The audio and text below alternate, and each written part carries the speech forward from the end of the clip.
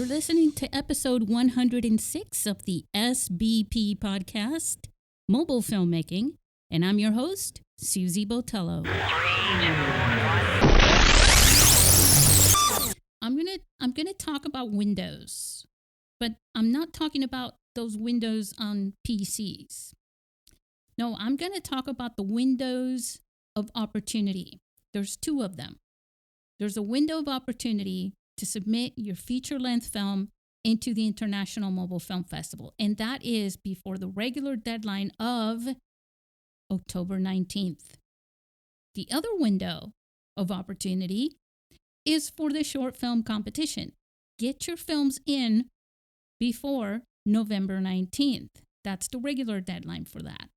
So make sure that you get those films in. Submit your films to the International Mobile Film Festival in San Diego. We're planning an in-person event. We're also planning an online event after the film festival so we can share the in-person event. Anyways, make sure you get your films in, internationalmobilefilmfestival.com. You're going to meet someone in this episode of the SBP podcast. His name is Darcy Yuille. He made a feature-length film. It's called One Punch. The film has a great cast of characters, and you know what? I'm not going to describe the film because this is going to be redundant. He's going to describe the film, but he's going to do more. He's going to go into lighting, cinematography, pre-production, post-production, and everything you need to know about making a feature film with your iPhone. But this is the cool thing. This is like a full, informative, substantial episode. And you're going to walk out of this, if you're even thinking about making a mobile film and still have doubts, listen to what Darcy has to say, because I think that he's going to inspire you. Let's go.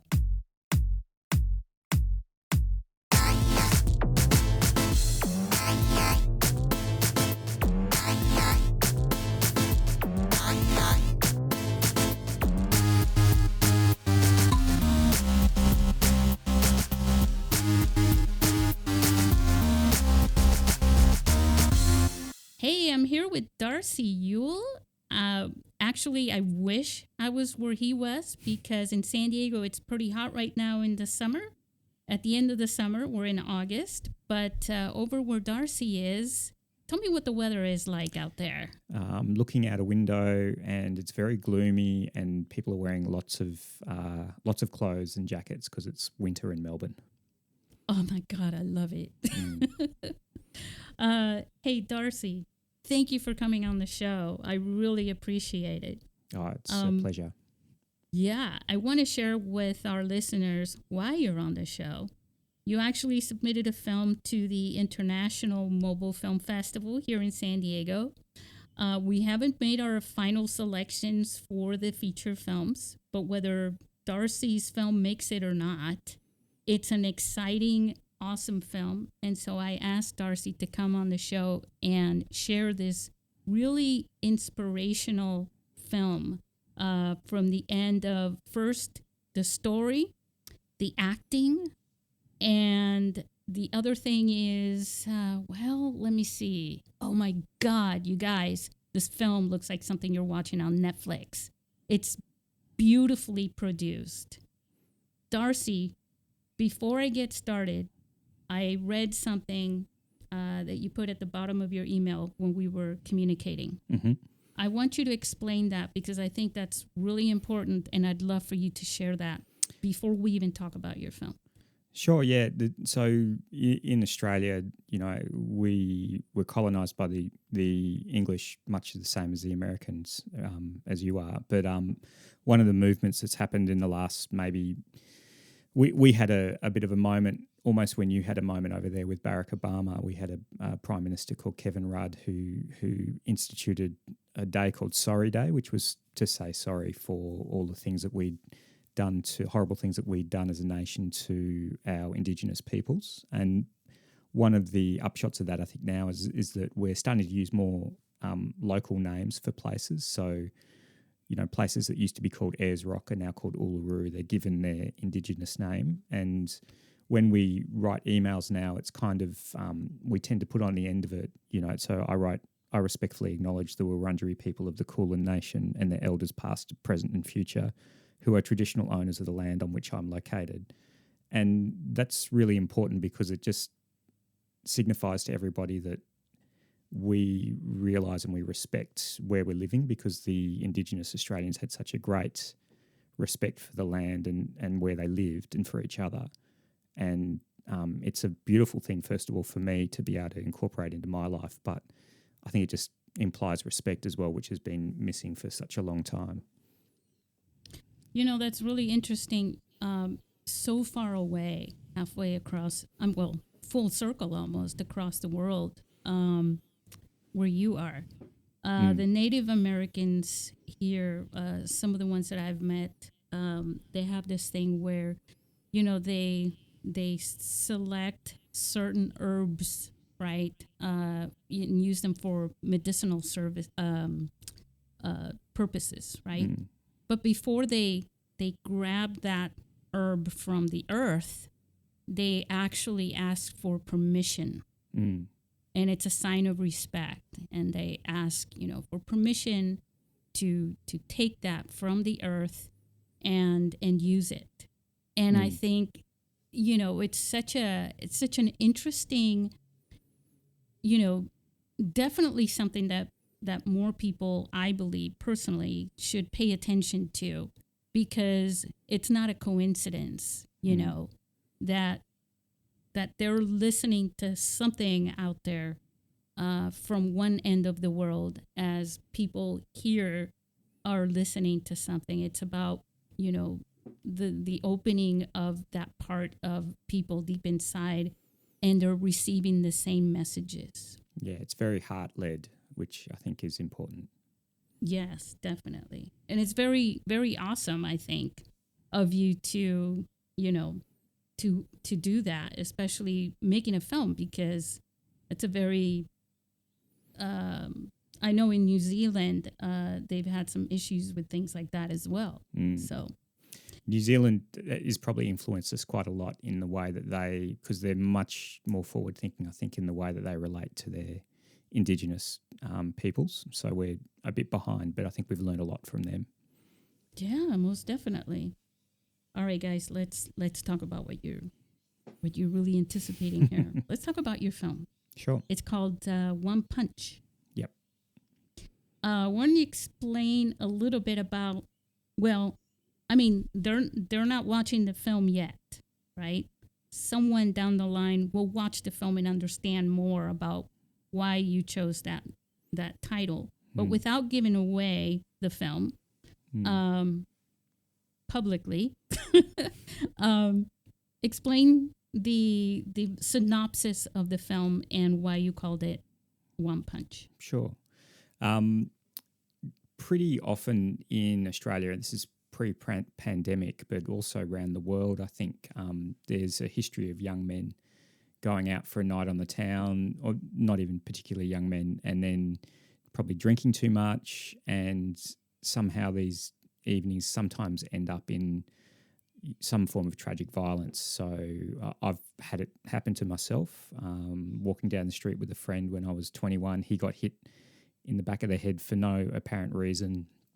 Whole fight started.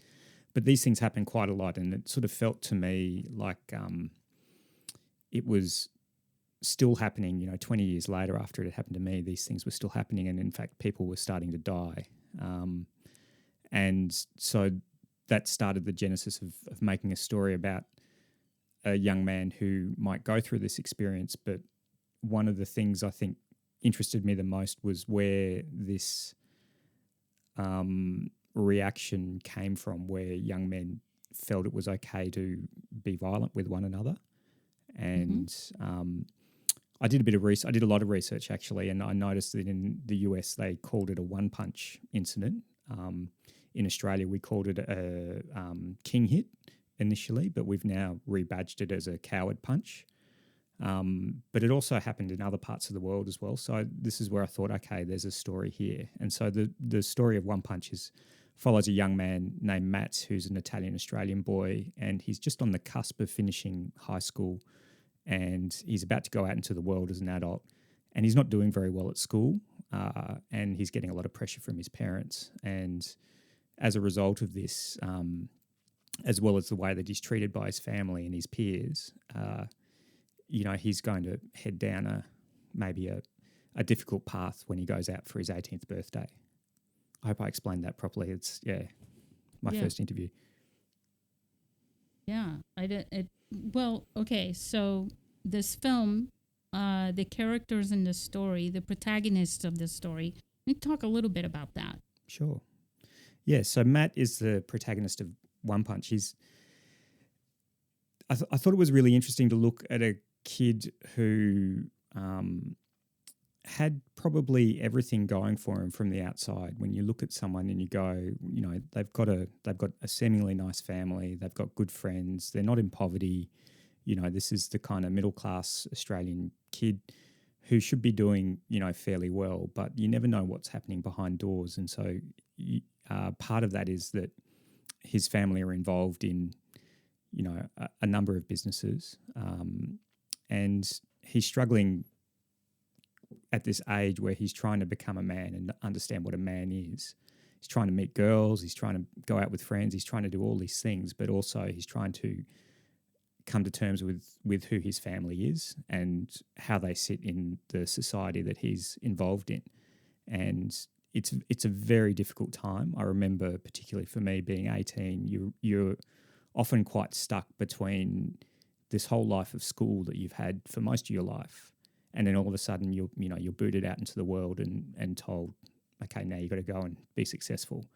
And so in that very small moment, that's where I wanted to situate the character and kind of put them under the pressure, I guess, of that kind of environment. All right, Darcy. Now, everyone who's seen this, all few people that have watched this film, I think you're like the second. Yeah. It's unbelievable because for me, looking at it, watching it, first of all, aesthetically, it looks very well done. The production value is there also with all the locations that you used in the first few scenes, right? In the car, in the daylight. It just opens up like just any other Hollywood film that I've watched.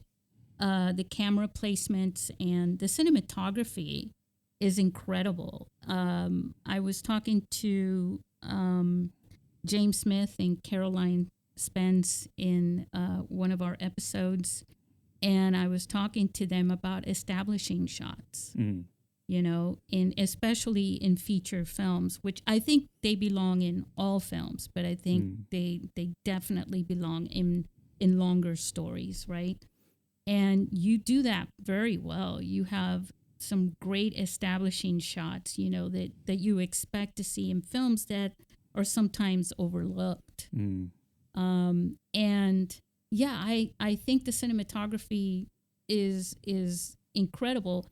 And it's not all cinematography that you can only do with the phone. There were some scenes in the bathroom and things like that I thought probably you benefited from a lot from using the iPhone.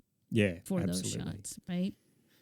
Explain before I feel like I'm teasing everybody, but explain to let's talk a little bit about you and your history so they understand where you even came up to those skills that you have as a director and a filmmaker. Who is Darcy and where did he come from and what brought you into this whole world of filmmaking and then iPhone filmmaking? Sure. Well, like anyone, I think there's a lot of luck involved. I was studying I was studying Italian and Spanish, of all things, at university. And I got a job working in a restaurant or in a cafe cleaning dishes. And it turned out that the people that owned that cafe ran a film company, quite a high-level commercial film company in Brisbane, in Queensland, and they made a lot of international hair commercials and soap commercials and things like that.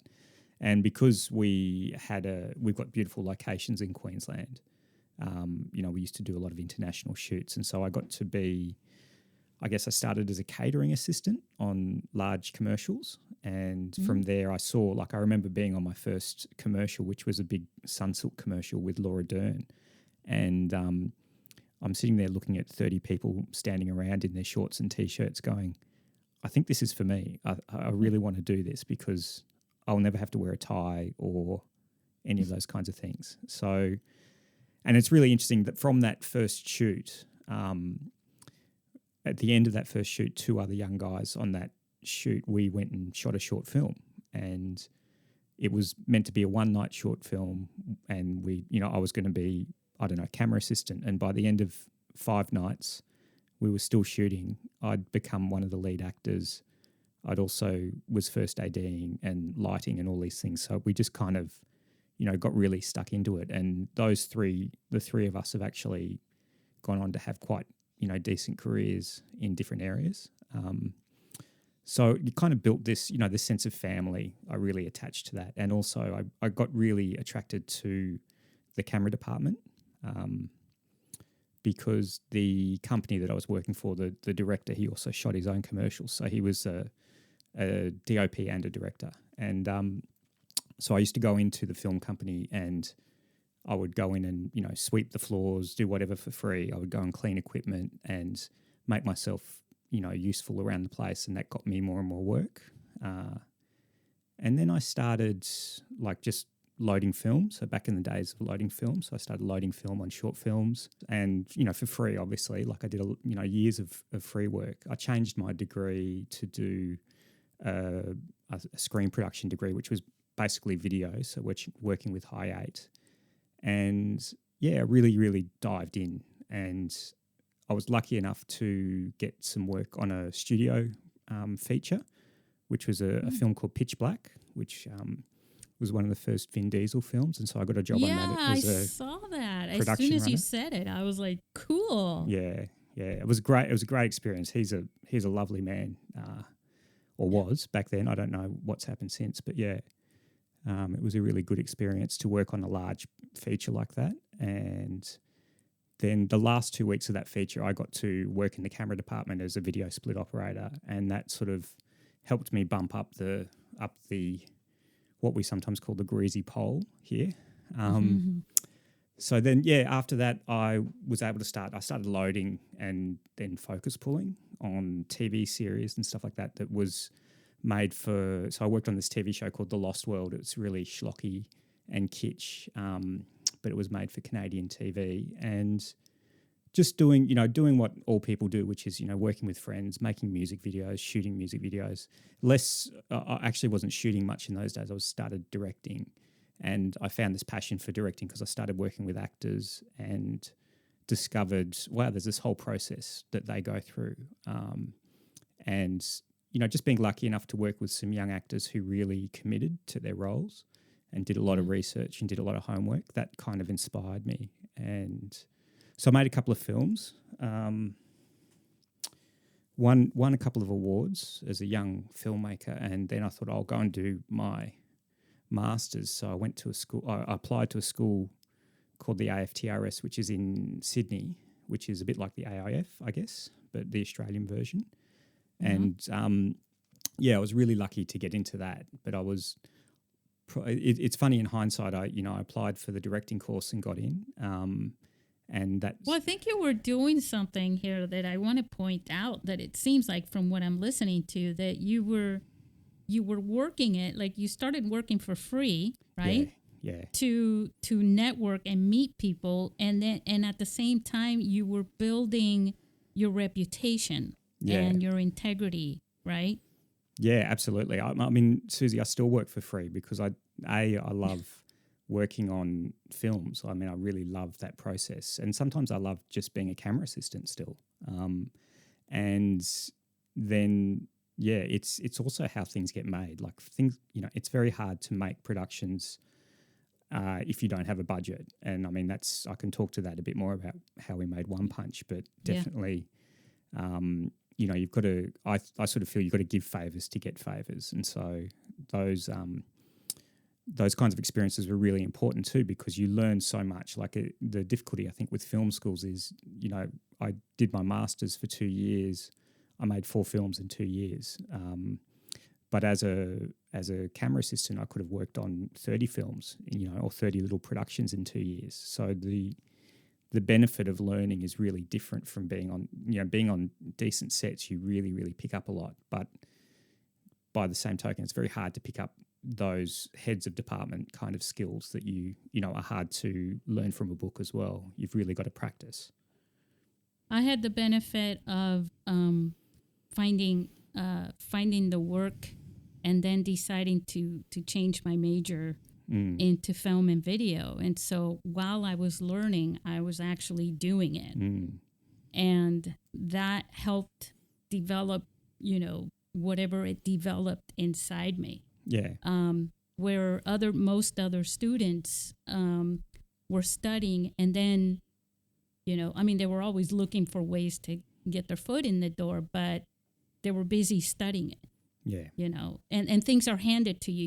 You go to the lab and there's the editing equipment, and you go to, rent out and check out the camera. You don't have, even though it's hard, you don't have the hardships that you do out on the field. Yeah.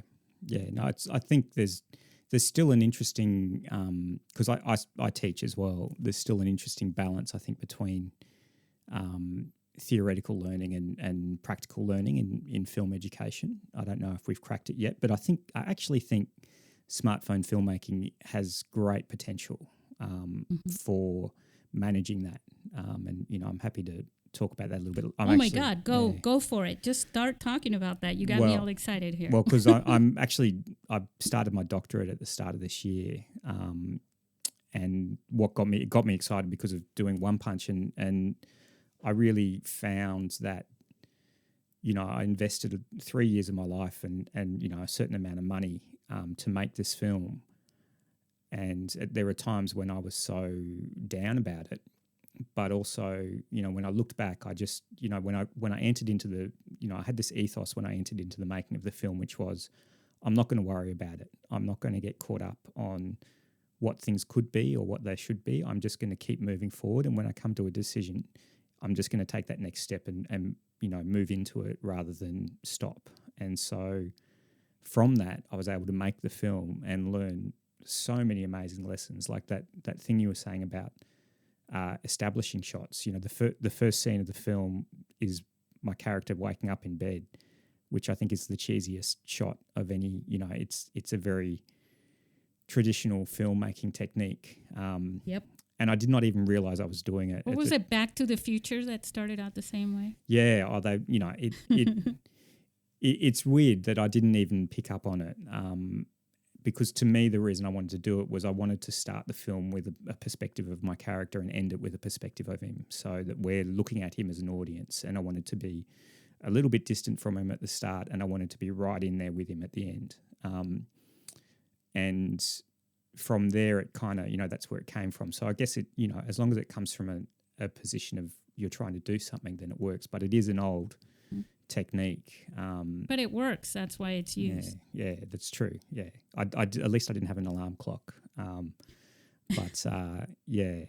You know what? Yeah, I got to tell you something. It's pure irony. One of the first films that I ever worked on, actual narrative films, started out the same way. The alarm clock, goes out. This guy's hand is like, and he's waking up, and it's a teenager. So it's funny. Hey, we've all made those, and there's a real truth about them. And I think actually everyone needs to make one of those films too, because it's a natural bookend to a story. It's the beginning of the day, and things start off this way.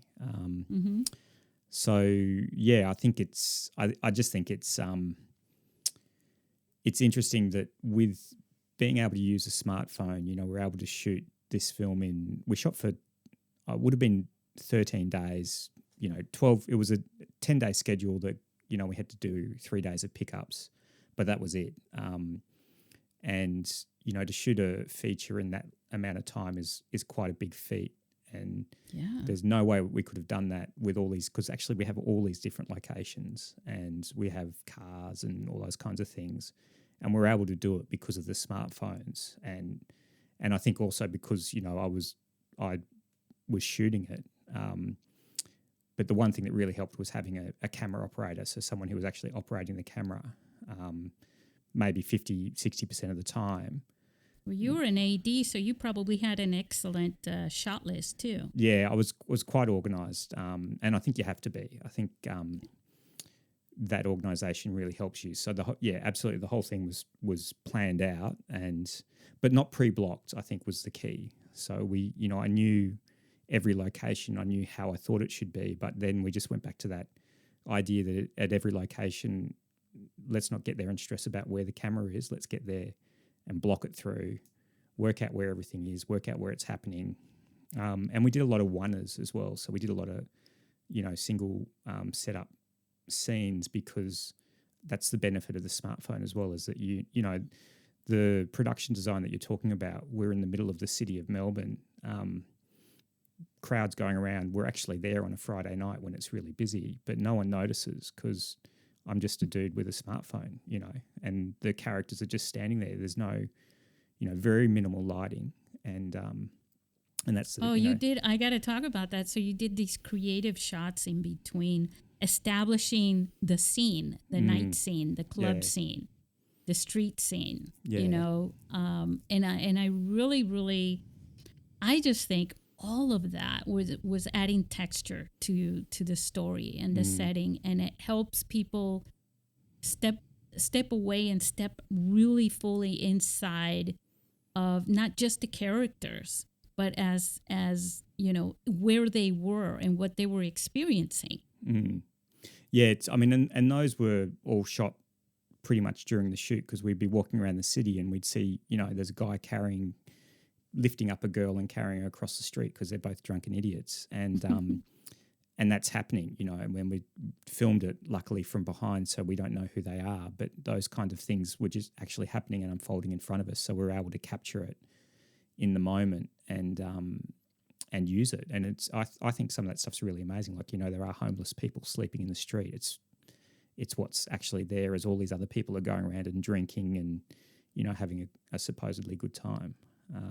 Yeah, it's a lot like here downtown in San Diego at night, where, you know, you walk around in the heat of that night. Now, probably there 2:00 is like over here at 11:00 because they close everything up at, you know, by 2. Or over there they probably have, you know, they don't close them so early. But, you know, the guy sleeping on the sidewalk, you know, things like that are very, very common to see here as well. And I did want to, that's in there to make deliberate comment on maybe the values that we have as a society. So, yeah. Yeah. So then, okay, now here's the other thing.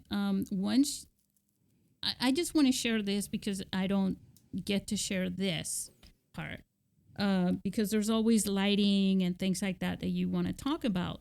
But when you go inside the nightclub and you have all these colorful lights that are naturally there, it seemed like the phone was handling it, the camera, right, was handling those really well. Yeah, so I had a lighting package of 2, like I invested in a hire of 2 lights, and because they were battery powered lights, they were these little lights called micro RGB lights. So they were a little, this great little, they're solid, like you can, you know, you could probably hit someone over the head and I'm trying to be polite without being rude, but, you know, you could kill someone with them if you hit them, right? They're these solid little things, but they're no bigger than probably a cake box, and they're absolutely waterproof. Like, you can dunk them in water, and they run off these great batteries. And these lights can do all sorts of different effects. They can do flickers, they can do lightning TV, all that stuff. But they also do every single color possible, and so you can just tune it in at the back. And so while we did have some lighting in the nightclub, what we were actually doing was providing most of that light from these two little lights. And you can't see it, but quite often our gaffer is actually in the background of shots dancing with people and just holding a light above his head, and it's just out of frame. So you've got these kind of, because he's a friend of mine, an old friend of mine, and he was just in it. He was there to enjoy it. Yeah. Oh, that's pretty cool. Maybe you can share if you happen to have links. Yep. We can share it with our listeners as well. Sure. Oh, Yeah. that's pretty. Yeah, that's pretty interesting. Share a little more now. Going back to the beginning of the set, the father and this other character, the love interest's father. Yeah. Yeah. The bullying that plays out through this movie between the kids and that's a big part of the story. How did you block those? Because there's some punching going around and just that. Yeah, look, I was really lucky to have worked on, I think this show that I worked on back in the late 90s, The Lost World, we did a fight scene every second day. And even though I was a camera assistant, I was able to see how the stunties blocked it and how they shot it. And because the camera's, it's one eye, it's not 3D, you can work with the parallax error to really make anything work if you put the camera in the right place and you cut at the right time. So, we just very carefully went through it. And then, when he throws his punch, he's quite a way away from the other. There's no chance that he's hitting the actor, but you block it so that the action of the punch is happening, but also the actor being hit is also reacting at the same time, so that you get a believable moment. And in fact, we did the same with other sequences in the film as well, where it's a bit like shooting a music video. When a music video has, you might have 300 shots for a 3-minute music video. Sometimes for some of the scenes, like for example, there was a large fight scene in the film. And I knew when we scheduled the film that I just wanted one night to shoot that. I didn't want to have to go to any other locations. I didn't want to have to do anything else. We're just going to focus on this one scene for the whole night. And so in the schedule, you can work that around, and it meant that we were able to get, I think we probably got 80 setups for that scene. And it gives you the ability to really make it work in the edit. So, yeah, whereas a lot of the other scenes were about just getting this one shot to tell everything. With a lot of the violence, I wanted it to be really visceral. I wanted people to feel the impact, because I think the sense that the lead character matters in this world that is ruled by, casual aggression. His father hits him, other people get hit. It's very normal for some people in this story. And, therefore I think that kind of leads to, why these violent events happen. And that's been my experience anyway as a young man, is that, we react in those ways because we see it or we experience it. So I really wanted the audience to kind of be able to feel it. And there was such a connection between the characters also, within the family characters and the people that were involved. And I think you were concentrating because of your experience, which is why I'm talking about all of this.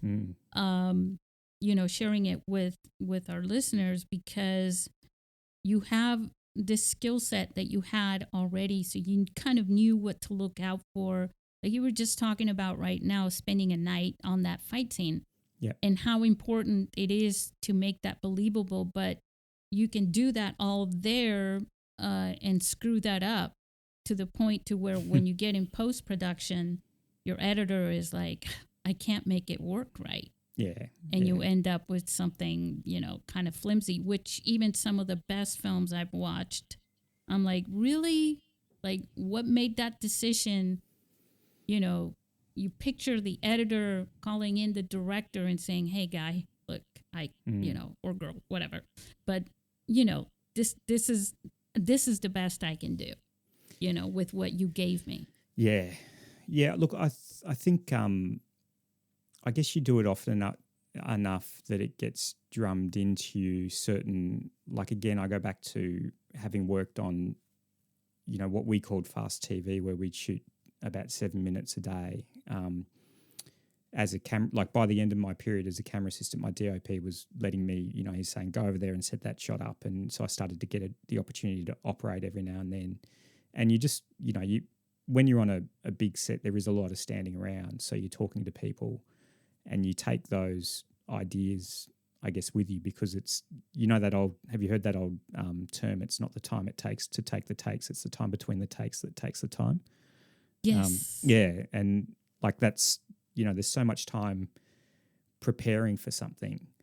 And if you know that, and if you've been able to experience that, then I think you can really focus on how to get from shot A to shot B to shot C to shot D. And it may seem counterintuitive sometimes to go, hey, let's just stop and let's just look at the whole thing and let's work it out. And then we'll light it from this place and then we'll just shoot the whole thing. Because we didn't model our lighting much. I mean, as much as possible, I just went, okay, I'm going to put the biggest light that I can, and that's going to be our key. And then maybe we'll have a little bit of fill, but maybe not. And we're just going to shoot it from every position that we can. And because you've got an iPhone, you can right.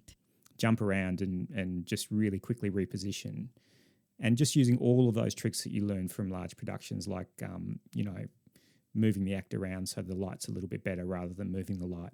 Maybe the background's not the correct background, but no one's really going to pick up on it. Those kinds of things are really useful. But yeah, there's cheating. There's a lot of cheating going on, but you have to play a balance between cheating and then figuring out sometimes it's worth taking the time.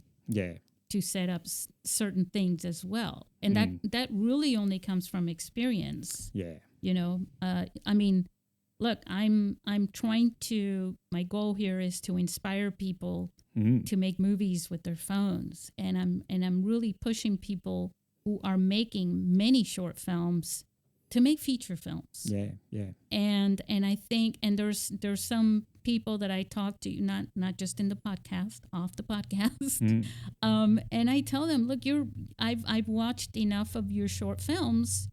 Some of them have participated in the film festival enough times, and I say to them, you're ready for a feature film. Just trust me.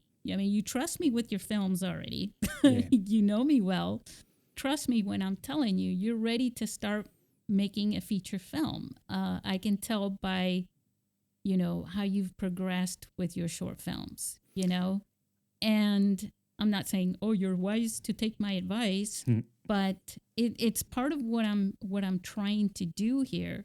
And you can only get that by, through experience. I mean, I think, the play on words, you can only become an expert or as close to an expert with the experience. Those two start with the same word, right? Yeah. I think I'd been in the industry for about 20 years before, and I'd always wanted to make a feature film, and I keep asking myself now, why didn't I do it earlier? And in fact, some of my mentors had said to me, this is where you should be. You shouldn't be, because I did commercials and all these other things. But when I finally made the decision, it was in halfway through 2018, I actually went, okay, I'm going to make a film. And I came back and I spoke to my wife and I said, is this okay? Can I, spend this time over the next couple of years to make this film? And I think I'm going to shoot it on smartphones. And I think I'm really inspired by, obviously, Tangerine and, Unsane and all of that kind of stuff. And then I added on top of it, I think I don't know what the story is yet, but I'm going to do this crazy process where I work with actors in character-based improvisation, and we're going to make it as we go. And luckily she said, yeah, go for it. And these are experienced actors. Actually, the kids are all. This is all mainly their first projects, but definitely the dad. Yeah, Mirko, who plays the father, is a phenomenal man and a phenomenal actor. And because of the process that we went through, where they were all basically they all created their own characters with me as a conversation. You know, are you familiar with the process at all, Susie? The character based improvisation. Oh, yes, of course. Yeah, I took drama classes in every high school I attended, and it was my forte because I hated memorizing lines. Yeah. So they the way it started was they all brought me 20 or 30 different people that they knew in real life, and then we would talk through those people, and I would go, that's the person. I want you to go and follow that person around, and I want you to base a character on them. And then we'd change the name, and then we'd build a history, and then I'd start throwing them into improvisations and really basic stuff like go and get a coffee with your dad, or, you know, your one of my favourite ones was these two schoolboys, and one was selling fake essays or selling essays to another boy who was buying them, you know, who needed an essay because he wasn't very academic, and they were doing this deal in a public place, but they were both completely useless at doing any kind of, you know, dealings. And I told one of them, you know, don't take less than $250 for this essay, and I told the other kid, you only need to give them $150. And so when they came together, they had this natural, you know, conflict, yeah. And out of that sprung this, you know, these reactions that they had, and they had to negotiate how to go forward. And it was really funny because the kid who did the essay just went, well, here's the first half, but I'm not giving you the second half, and then took the money. And, you know, it created a response to the situation that they were going to be in the story. So that's why I think the performances and the relationships work well, is because they actually spent a long time in their shoes. Like they did a whole you know, half-day improvisation at one stage where they all came around for dinner at the family house, and Mirko, who plays the dad, is actually this phenomenal chef. He was a chef before an actor, and so he's made... Oh, I know. I was looking at that going, oh my God, obviously this is not something you just learn on set for one film. No, when he's making the pasta at the end and stuff, that's all... And that all comes from that experience of, like, once he started doing it in the improvisation, everyone gathered around and they were really interested and it was fascinating. And then he started teaching people, and it's like, oh, this is a scene. So that scene at the end is, you know, I regret the way I shot it, but at the end it had an element to it that really worked. And it, you know, it signifies the reconnection of the father and the son through this act. You know, there's no dialogue. There was no dialogue written for that scene. They just did it. Yeah. Yeah, it was pretty cool. You know, we're just to satisfy this. Share with us what was the biggest difference in shooting with traditional cameras for you in this film. What let me see how I can phrase this. Some of the scenes that we've just discussed, right? You were shooting them with a smartphone. Yeah. If you had shot them with a traditional camera, what would that have cost you as far as the filmmaking process? In economic terms?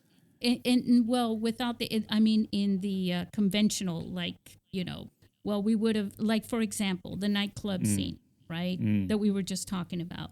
If you hadn't shot that with a smartphone, if you would have shot it with a traditional camera, and we're talking tripods and, you know, big lights and everything, how would that have come together? In the end, would it have come together differently?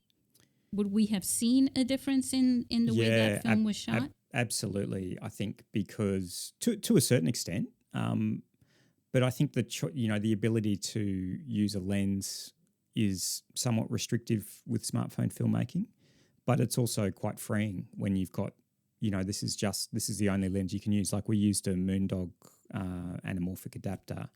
The Moondog Labs?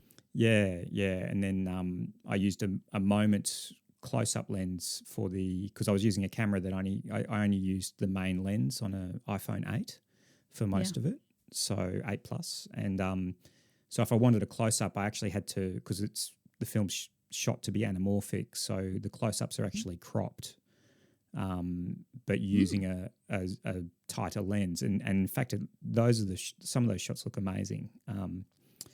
And so I think the restriction of not having a close-up lens is quite difficult for me.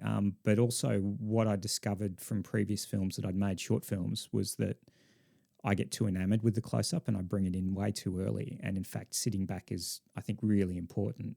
But yeah, look, the nightclub scenes, we shot that in one night. There's about 5 scenes in there, and there's no way I could have done that with, and that's like a 10-hour night. That's not a 16-hour night. We didn't go overtime or anything. So there's no way that we could have done that. I think, we would have needed camera assistants and focus pullers and gaffers and lighting and all those kinds of things. And I don't know that the story would be any better. I don't think it would be. So I really was, I knew at the time I was enjoying the way, like, I'd have to take a camera off a tripod and put it on a Steadicam or a Ronin or something like that, and then you'd have to balance it, and then something would change and you have to rebalance it. So that whole process of, what I call big filmmaking really gets in the way, I think, of just telling the story. And like you said, I did an assembly edit about 2 weeks after we finished the shoot, and I showed it to a friend, and they said, "Oh, what did you shoot it on? Is it, And I'm like, "It's a smartphone." And they're like, "Nah." And in fact, the funny thing is, Susie, that I've had people go, "Look, it just, like, it's clear that it's not an Alexa or it's not a Panavision," but some people look at the film and go, they don't realize it's a smartphone film at all. And I think that kind of counts against it a little bit, because it's been I haven't been able to get it into any festivals apart from smartphone festivals, because I think the format, I'm struggling and fighting against films with larger budgets and, more expensive equipment. But at the end of the day, I'm so grateful that I shot it on a smartphone, because the immediacy, being able to be there, and just this sense of, you can put that camera anywhere, no one's going to see it, no one notices, you can get this amazing stuff. Some of the stuff was shot, actually, there were some pickup shot during lockdowns here in Melbourne. There's some time lapse of driving through the streets. I literally just put the camera in the front seat of the car and went for a drive one night. And, it's very hard to do that kind of stuff when you've got to go and hire a camera, or you've got to, so having this smartphone there that you can just grab a sunset or grab a wide shot or whatever it is very freeing. And again, it's the story that matters. I'll never forget this one. It was a horror film. It was shot inside this little cabin. It was a 1 weekend short film. And the camera guy, he wanted to use a film camera. And the whole place, it was shot day for night. And it was awfully dark. That never went anywhere, that film. It just didn't. I remember seeing a DVD and going, I'm having to turn off all the lights where I'm watching it, and I still can't see anything. Wow. It was very bad, and I'll never forget. So they were setting up a dolly shot inside this little cabin. It had this big film camera, and the DP drops the lens. Oh God! And broke it. And this wasn't, you were just talking about Moondog Labs, who, by the way, we just found out they are sponsoring our film festival this year. Oh, that's amazing! Congrats. Yeah. So a little shout out. So he drops this, and it, of course, it cracks or whatever happened to it, and I took it upon myself to go get it fixed, get a different, a new glass put in. It took the rest of the day. I mean, I got back and it was almost midnight. It was just such a horrible experience. Now, I just imagine that happening, right, with a smartphone. Big deal. big deal. Yeah, just next. You know, I had two. I remember going to Apple and buying an iPhone 8 Plus to shoot it on because I didn't want to be taking calls at the same time as I'm trying to shoot something. And telling the person there, you know, I'm a filmmaker and I'm going to make a film with this phone, and they were like, oh yeah, whatever, you know.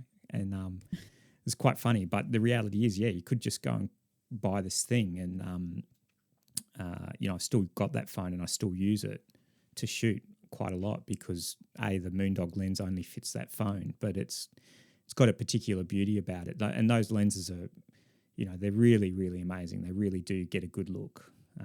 Yeah, they do. That's how Tangerine was made with that. And also the other thing, I should have mentioned this too. The other thing is the fact that you're able to watch the footage right after and say, oh, you know, that works, instead of waiting till you're developing film to find out that all the shots that you shot indoors were too dark. Well, I shot a lot of tests, and actually while you were talking about that in terms of darkness with shooting on film, I did a lot of testing, and what I discovered was what was more important than the right exposure of what you wanted to see was that you really had to have your contrast ratio right when you're shooting with these phones. So yes, you need to have your character lit properly, but you need to really make sure that you're preserving your highlights, you know, so that the sky's not going too bright. And even your shadow areas, you need to make sure that they're not too lit. So a lot of the lighting that we really did was going, okay, this is the location we're in. This is what it looks like at this time of day. We're going to come back here and shoot, but we're going to need to add light from here. You know, and I know it sounds simple, but I think one of the things that often gets missed with smartphones is, you know, they don't handle contrast as well as larger sensors. So if you can take care of that and still get a good exposure, it means you can do a lot more with the grade because I graded the film pretty heavily. Shot it in a log mode with Filmic Pro. So yeah. Yeah, I was just going to ask you, but thanks for bringing that up. I was going to ask you if you were using an app because that's the norm. The anamorphic lenses and Filmic Pro. Yeah. For feature films, you know, that want to have that cinematic look. And 24p as well, I think, you know, making sure that you're shooting at 24 frames per second as opposed to 25 does give it that little bit, you know, more of a softer edge. The edge. What about the audio? So audio. So when I had this kind of ethos, like I said, going into the film, I was going to try and spend as little as possible, but there were 3 areas where I paid for crew. So I had a makeup artist, and I had a gaffer, and I had a sound recordist. So I had a person who was just recording sound the whole time on their external device. So they were recording onto a proper sound piece of equipment with radio mics and all of that. So we were slating all the shots and then syncing in post. And that's been a huge difference because I think probably 80% of the film is the actual dialogue. Like 80% of the dialogue is actually from the day. And there's probably only about, you know, 15, 20% of ADR. And then obviously all the, you know, there's a lot of Foley and stuff like that. But yeah. Oh, awesome. Yeah, because imagine going through all that and having, you know, the sound comes out like the microphone on the iPhone or something. Yes, it's like, are you kidding me? Well, it's incredible. I'm very impressed with your film. I hope it gets selected so that we're hoping to have an in-person film festival here in San Diego, and you'll be able to come and meet everyone and do a presentation. It'd be amazing. You know, maybe if some of your actors want to come out and check out the night scenes in San Diego as well.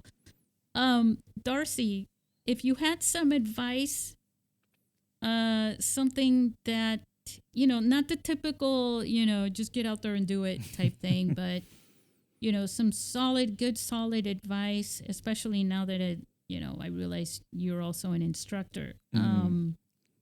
What would you say to our listeners regarding making feature films with smartphones? I think the big thing that that came through for me in this situation was making something that was true to you. So the one thing I didn't mention was that, you know, the film actually came from this idea because I was playing sport one day and there was a fight on the sporting field, and this was a couple of years ago, just bizarre. And I went, what if someone had been hit? You know, they could have been killed, and that's where the idea came from. And I think taking things from your life, there seems to be a backlash against that these days. Whereas back in, you know, in the 60s, you know, the French were like, let's talk about our own expression. You know, the American New Wave, they're talking about things that were happening to themselves. I think as filmmakers, we should really be looking at our own experiences. It's not introspective and it's not navel gazing. I think it's like we've all got something to say and we all have these unique experiences. And in fact, the only thing that's going to make you stand out is if you tell a story about your existence as opposed to trying to tell the next Tarantino film or the next, you know, you're not going to be able to do, you know, the Edgar Wright kind of thing maybe yet because you just don't have the funds. But you can talk about things that matter to you. And I think that's really important is that authenticity. Because at the end of the day, you know, with One Punch, you know, I watch the film and I see the faults in it, but I'm so happy that I expressed myself and that I said this thing I wanted to say. And even if people say, you know, I don't like the ending or why'd you do this, to me it doesn't matter because that, you know, that thing worked. Whereas I've made films for other reasons or for other things, or I haven't listened to myself, and they're the films I've been most disappointed with. So I think I think you walk out with, you know, the purpose, you know, you feel like there's a purpose for this story that you're sharing. Yeah. And if it's personal to you, right? It's kind of like when people say, you know, I was attacked, I was raped, I was this, I was an alcoholic, whatever it is. People listen and they connect with you. And I think when people walk out of a theater, right, after watching a great film, what they end up with is that thing that tosses around for days. That's the goal, and months, I think. Yeah. right, in their head. Yeah. That's the goal, is that you know, for me anyway, I mean, I think for people to leave the cinema, and I think of my favourite filmmaking experience, like film watching experiences, and I'm still thinking about that film for days. You know, films like, I don't know if you saw Portrait of a Lady on Fire. It's this amazing French film, you know, and it's such a quiet film, but you walk out of it and you're like, oh my God, you know, there's so much to think about. So, yeah, I mean, even Blue Moon, you know, the iPhone film that Steph Harris made, well, you know, I know all about that film. Yeah, I mean, I love that film, and it was very inspiring for me. Like that, I'd already shot One Punch when that film came out, but I was like, wow, this is cool. Someone else is, you know, really going for it. And the story in Blue Moon is about two boys growing up and then having a different relationship. You know, to me anyway, that was what resonated in that story, and I didn't see it coming. And when it hit, it was, you know, it was very meaningful for me, and I'm sure Steph would feel like there's things that he would have rather done differently. But to me, I think it's a great little, it's a classic little film. You know, it's a really special film. So, well, I'm going to ask you, and I'm going to ask our listeners if they haven't already. Listen to episode 54, I believe, is the one with Steph Harris. Cool. And then go to 55. With Jed Brophy, and then just continue to work your way up because I've had just about everybody, including Judd Resnick, the editor on the podcast. Yeah, that's it's a very special film for me as well, because it was one of those inspiring films. I think that their openness to discuss it, you know what I'm saying, was really crucial to inspiring a lot of people, almost in the same way that Tangerine did, you know, for you initially. But it's the story. It's the connection between the characters and the story, and the way that, of course, you know, I'm not going to compare Jed Brophy and Mark Hadlow to the actors in your film, you know, but different I am genre. going to say that connection has to be there. Yeah. I think when you know, what Steph does well in that film is that and Tangerine does well as that it doesn't tell you, you may think it's about one thing, but through the course of watching it becomes about something else. And I think that ability, and that's where the difference comes in, is yes, you're telling your own story. Yes, this story's been told before, but it's what's unique about you as a filmmaker that makes the story unique. And it's, if you can find that unique way of telling it, which I think Steph really did. So, you know, yeah, that's my advice. And what I really liked about yours too is that it does have a message to it. It's not a message that has a pretty ending. No.